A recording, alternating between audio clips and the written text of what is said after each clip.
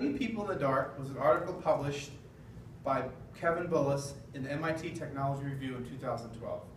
Kevin Bullis is a senior editor for energy for the MIT Technology Review Journal. He spent time growing up in the Philippines, where he knew people who lived their tiny homes with single lantern batteries. They struggled to breathe through the diesel fumes of Manila, and he has traveled the oil-rich deserts of the Middle East and China, where mountains are being carved away to build cities. He has a feel for the pressing need around the world for both cheap and clean energy. This article, A Billion People in the Dark, proposes microgrids as a cheap alternative source of power for remote villages not near the existing power grid. Microgrids are hybrid electrically producing systems that combine solar panels, batteries, diesel generators to produce power where no electricity is available. It's a mini power plant. I chose to speak about this article because the solar energy directly affects my life through work, and the future of solar power interests me, especially within microgrids. With the ever-expanding desire for power and the existing strain on the power grid, this emerging technology may be a solution for our local power needs. Think clean power. Think community power. Think of a community solar plant. Kevin Bullis states 1.5 billion people, many living in remote areas, have no access to electricity, and microgrids are practical and relatively inexpensive way to supply them with power. 3 main points in the article are the importance for electricity and for economic development and social development. Number 2, the need for a strategic plan to maintain these systems once implemented. And number 3, how future technology, along with microgrids and solar power, could help us all. It's hard to overstate the importance of electricity for economical and social development.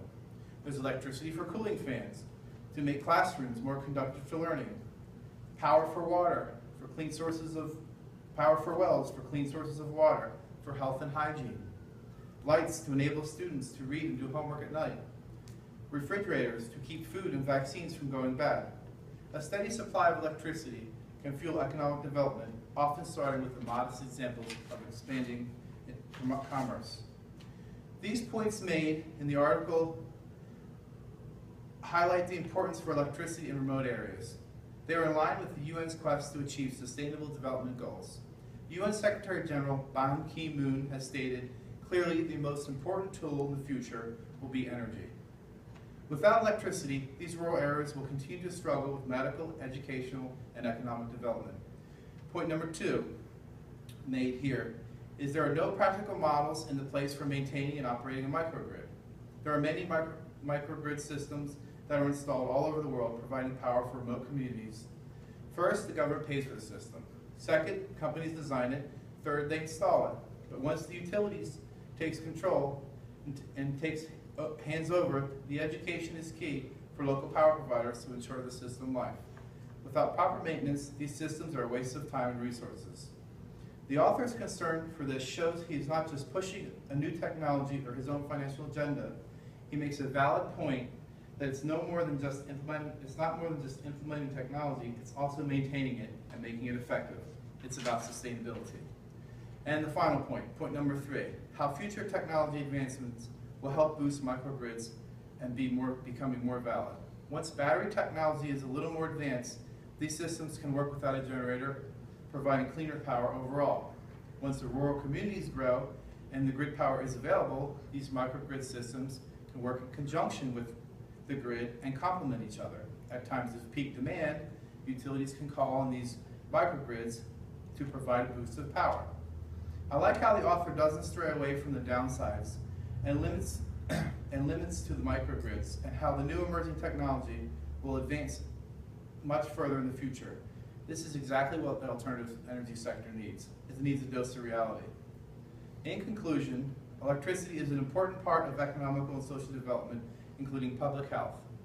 1.5 billion people have no access to electricity. Microgrids are a practical, inexpensive way to supply them with reliable power. The future technologies like battery storage technology and solar cells will help strengthen the already viable microsystems. In this article, I like the mix of real-world examples the author gives of working installed microgrid systems, and also exposing real examples of where these systems fall short. He writes about the limitations while still making a case of them being practical.